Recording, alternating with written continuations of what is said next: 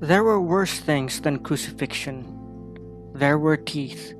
Hi, hello, and welcome, ladies and gentlemen. I don't think it's all that surprising that Stephen King's The Stand is making waves again thanks to a new TV series with the same name and, of course, the current situation in the world today.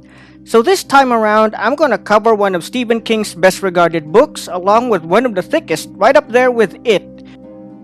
Anyway though, for those of you who are afraid of spoilers, better stop viewing and listening to this video right now because this will definitely have a lot of spoilers up ahead.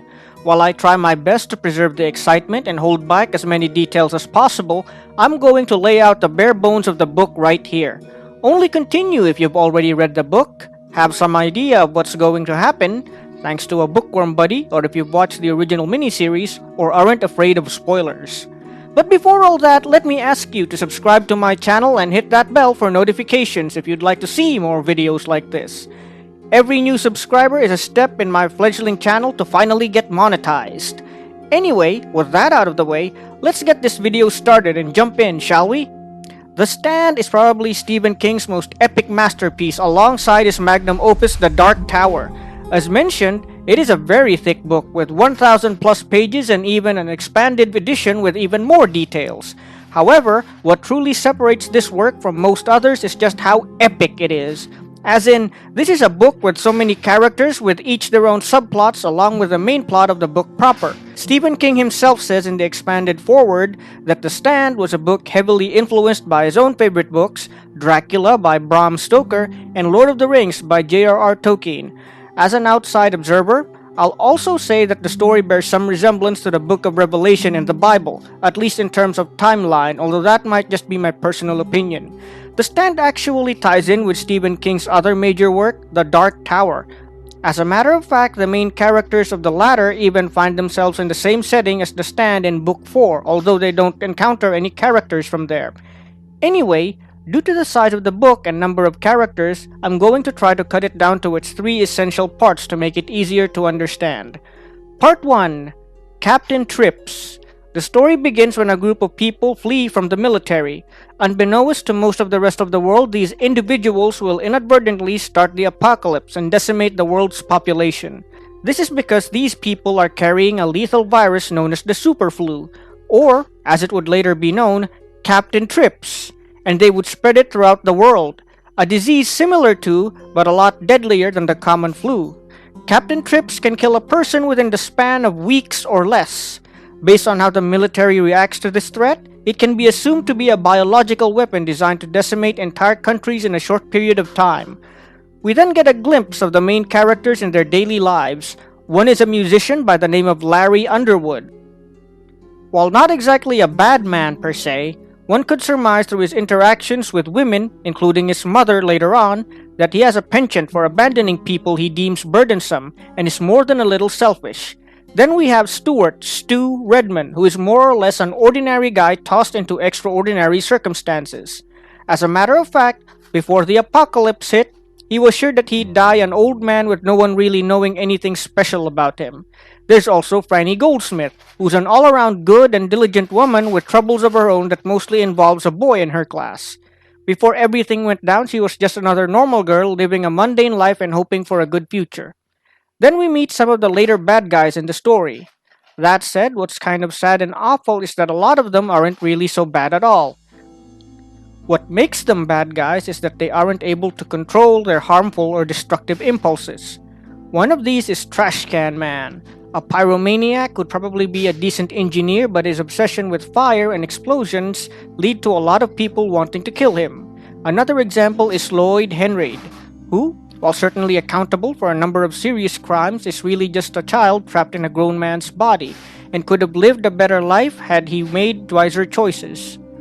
Whatever the case, everything comes apart with the arrival of the virus. It destroys and changes everything as the US government collapses, and the uglier parts of humanity reveals itself. Thanks to the accelerated effects of the virus, a good portion of humanity dies, but one can surmise that with the loss of law and order, humanity and a lot of people dies as well.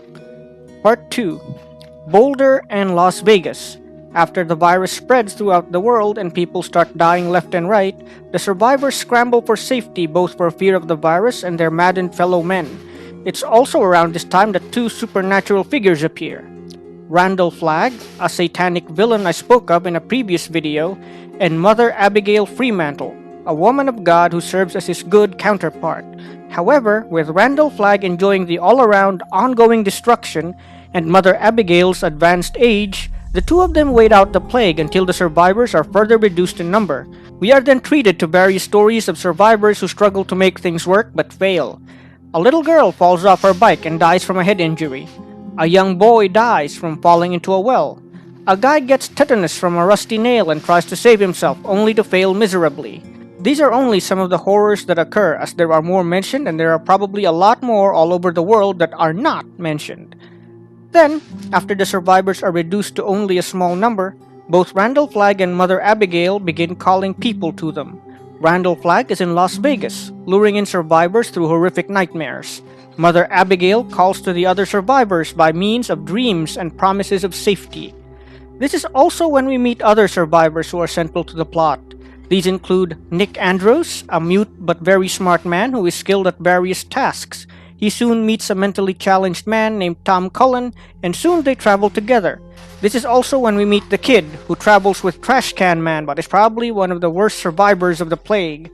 This is also when Randall Flagg himself puts in a personal appearance for Lloyd Henrade in order to recruit him to his cause. We also meet two other survivors, Harold Lauder and Nadine Cross, who will become plot-relevant characters later on. The survivors gather in two places, either in Boulder, Colorado to meet Mother Abigail, or Las Vegas, Nevada to work for Randall Flagg. This is where a little nuance comes into the story, but not all that much. For while one can consider Mother Abigail good and Randall Flagg to be evil, their followers are a bit more complicated than that.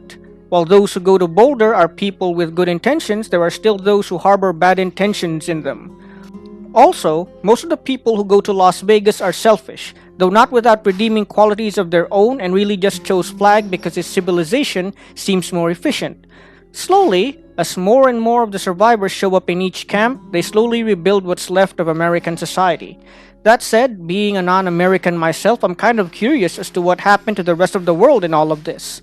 In a discussion with some friends who are fellow Stephen King fans, we thought perhaps maybe each continent or maybe even each country ended up with their own versions of Mother Abigail and Randall Flagg. Or, in a sadder twist of events, maybe everyone else in the world is dead. Anyway, I digress. As the two civilizations grow and become aware of each other, new plans are put into the fore. Randall Flagg himself seizes military assets, including tanks, and begins training the survivors for combat as he plans to go to war with the people of Boulder. Meanwhile, the people of Boulder realize that they are in great danger and must find a way to face their enemies in Las Vegas, even if they are outmatched in terms of arms and combat capability. Part 3. The Betrayal and Finale. Everything comes to a head when traitors among the people in Boulder trigger a bomb that results in a good number of deaths, including that of some of the survivors we've been following throughout the story. We also learn that while certainly a good woman, Mother Abigail has had her own bout of frailty and is why she wasn't warned of the dangers to come. She then informs the remaining survivors that they must now make a stand against Randall Flagg himself and the people who are now gathered around him. She selects 4 people among the survivors whose names I won't mention. I did say there are spoilers, but I'm not going to ruin it all for you. These 4 survivors must travel to Las Vegas to confront the other civilization and prevent disaster from befalling Boulder. Sadly, not all of them reach their destination, but I think that's as far as I'll go for now. I'd prefer it if you enjoy the last remaining chapters of this book on your own. Conclusion. Looking back on the book now, I think one of its central themes is humanity's over-reliance on violent solutions for problems.